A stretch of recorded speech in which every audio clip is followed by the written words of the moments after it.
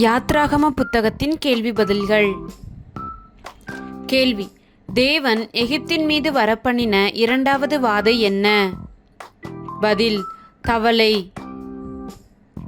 கேள்வி: உன் எல்லை அடங்கலையும் எதினால் வாதிப்பேன் என்று கர்த்தர் மோசேயின் மூலம் பார்வோனுக்கு கூறினார்? பதில்: தவளைகளால். கேள்வி: தவளைகளை திரளாய் பிறப்பிப்பது எது? பதில்: நதி. கேள்வி: கர்த்தர் மோசேயினிடத்தில், நீ ஆரோனை நோக்கி உன் கையில் இருக்கிற கோலை எவைகளின் மேல் நீட்டு என்றார்? பதில்: நதிகள் மேலும் வாய்க்கால்கள் மேலும் குளங்கள் மேலும் நீட்டு என்றார். கேள்வி: ஆரோன் தன் கையை எகிப்தில் உள்ள தண்ணீர்கள் மேல் நீட்டின போது எது வந்து எகிப்து தேசத்தை மூடிக்கொண்டது?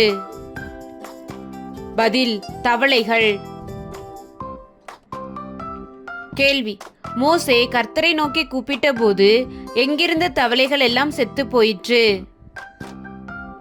பதில்: வீடுகளிலும் முற்றங்களிலும் வயல்களிலும் இருந்த தவளைகள் செத்து போயிற்று. கேள்வி: கர்த்தர் எகிப்தின் மேல் அனுப்பின மூன்றாவது வாதை என்ன? பதில்: பேன். கேள்வி: கர்த்தர் மோசேயினிடத்தில், நீ ஆரோனை நோக்கி உன் கோலை நீட்டி எதின்மேல் அடி என்றார்? பதில்: பூமியின் புழுதியின் மேல் அடிக்கச் சொன்னார். கேள்வி: பேன்கள் எவைகளின் மேலெல்லாம் இருந்தது? பதில்: மனிதர் மேலும் மிருக ஜீவன்கள் மேலும் இருந்தது. கேள்வி: எகிப்து தேசம் எங்கும் பூமியின் புழுதி எல்லாம் டேஸ் ஆயிற்று? பதில்: பேன்கள் ஆயிற்று. கேள்வி: மந்திரவாதிகளும் தங்கள் மந்திர வித்தையினால் எவைகளை பிறப்பிக்கும்படி பிரயத்தனம் செய்தார்கள்? பதில்: பேன்களை. கேள்வி: மந்திரவாதிகள் பேன்களை குறித்து பார்வோனை நோக்கி கூறியது என்ன? பதில்: இது தேவனுடைய விரல் என்றார்கள். கேள்வி: தேவன் எகிப்தின் மேல் அனுப்பிய நான்காவது வாதை என்ன? பதில்: பலவித வண்டுகள். கேள்வி: எகிப்தியர் வீடுகளும் அவர்கள் இருக்கிற தேசமும் எவைகளால் நிறையும் என்று கர்த்தர் மோசேயின் மூலம் பார்வோனுக்கு வெளிப்படுத்தினார்? பதில்: வண்டுகளால். கேள்வி: பூமியின் நடுவில் நானே கர்த்தர் என்பதை நீ அறியும்படி என் ஜனங்கள் இருக்கிற எந்த நாட்டில் அந்நாளிலே வண்டுகள் வராதபடிக்கு அந்த நாட்டை விசேஷப்படுத்துவேன் என்று கர்த்தர் மோசேயின் மூலம் பார்வோனுக்கு வெளிப்படுத்தினார்? பதில்: கோசேன் நாட்டில். கேள்வி: எவைகளினாலே தேசம் கெட்டு போயிற்று? பதில்: வண்டுகளினாலே. கேள்வி: வண்டுகளினாலே தேசம் கெட்டு போன போது பார்வோன் மோசேயையும் ஆரோனையும் அழைத்து, நீங்கள் போய் உங்கள் தேவனுக்கு எங்கேதானே பலியிடுங்கள் என்றான்? பதில்: தேசத்தில் தானே பலியிடுங்கள் என்றான். கேள்வி: மோசே பார்வோனுக்கு பிரதியுத்தரமாக, அப்படி செய்யத்தகாது, எங்கள் தேவனாகிய கர்த்தருக்கு நாங்கள் எதை பலியிடுகிறதா இருக்குமே என்றான்? பதில்: எகிப்தியருடைய அருவருப்பை. கேள்வி: எகிப்தியருடைய அருவருப்பை நாங்கள் அவர்கள் கண்களுக்கு முன்பாக பலியிட்டால் அவர்கள் எங்களை என்ன செய்வார்கள் என்று மோசே பார்வோனிடம் கூறினான்? பதில்: கல்லறிவார்கள் அல்லவா என்றான். கேள்வி: மோசே பார்வோனை நோக்கி, நாங்கள் எங்கே 3 நாள் பிரயாணம் போய் எங்கள் தேவனாகிய கர்த்தர் எங்களுக்கு விதிக்கிறபடியே அவருக்கு பலியிடுவோம் என்றான்? பதில்: வனாந்தரத்தில். கேள்வி: எனக்காக வேண்டுதல் செய்யுங்கள் என்று கூறியது யார்? பதில்: பார்வோன்.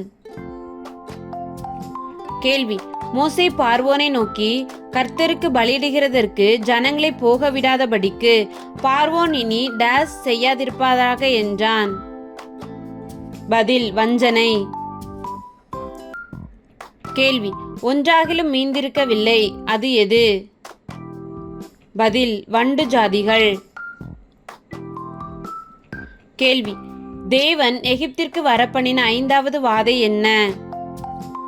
பதில், மகா கொடிதான கொள்ளை நோய். கேள்வி, எது வெளியில் இருக்கிற பார்வோனின் மிருக ஜீவன்களாகிய குதிரைகள் மேலும், கழுதைகள் மேலும், ஒட்டகங்களின் மேலும், ஆடு மாடுகளின் மேலும் இருக்கும்? பதில், கர்த்தருடைய கரம். கேள்வி, கர்த்தர் எவைகளுக்கு வித்தியாசம் பண்ணுவார்? பதில், இஸ்ரவேலரின் மிருக ஜீவன்களுக்கும் எகிப்தியரின் மிருக ஜீவன்களுக்கும் வித்தியாசம் பண்ணுவார்.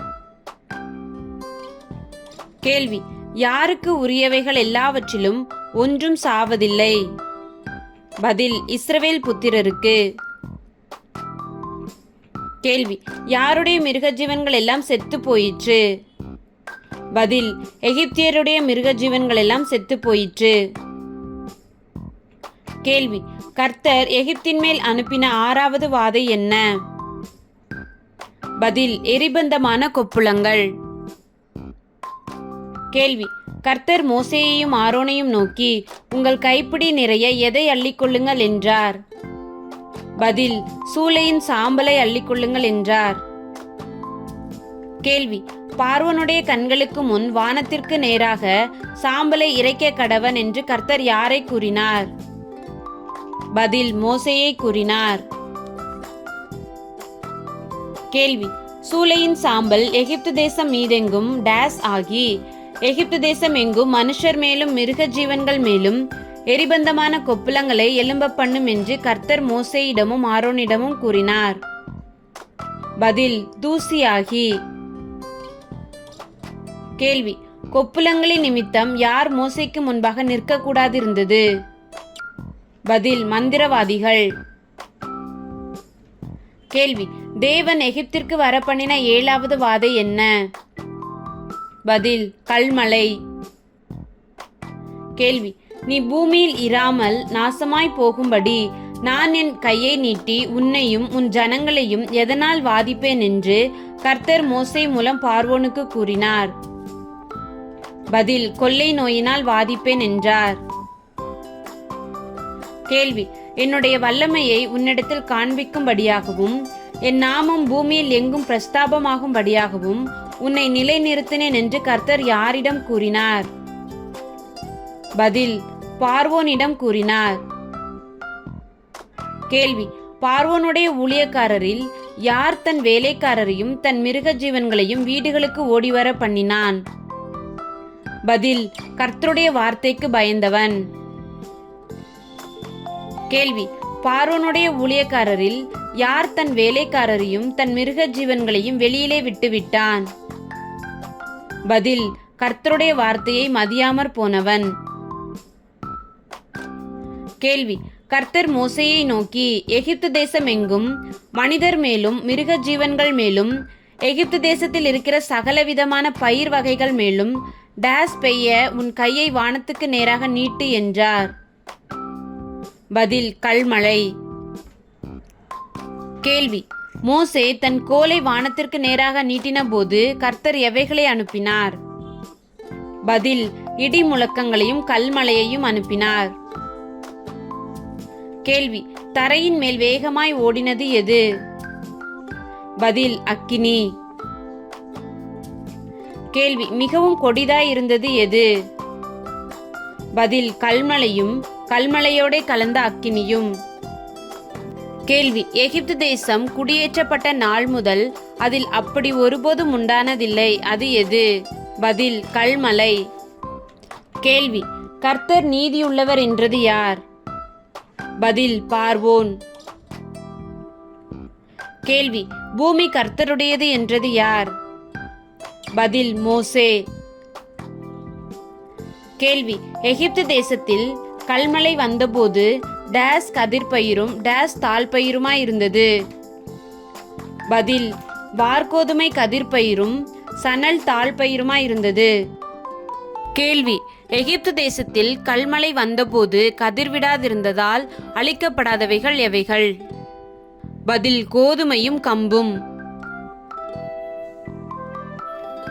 கேள்வி: தேவன் எகிப்திற்கு வரப்பண்ணின 8வது வாதை என்ன? பதில்: வெட்டுக்கிளிகள்.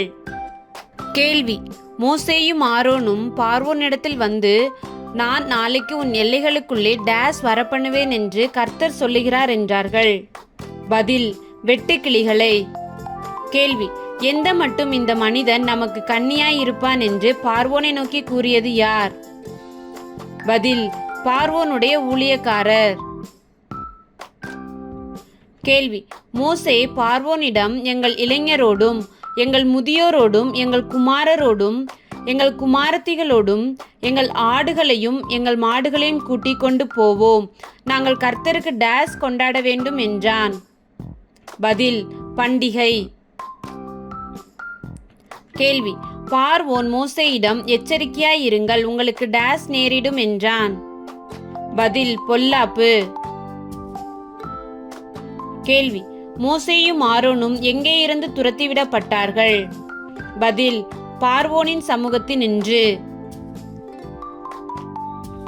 கேள்வி: கர்த்தர் மோசேயை நோக்கி, வெட்டுக்கிளிகள் எகிப்து தேசத்தின் மேல் வந்து கல்மழையினால் அழியாத பூமியின் பயிர் வகைகளை எல்லாம் பட்சிக்கும்படி எகிப்து தேசத்தின் மேல் உன் டேஸை நீட்டு என்றார்.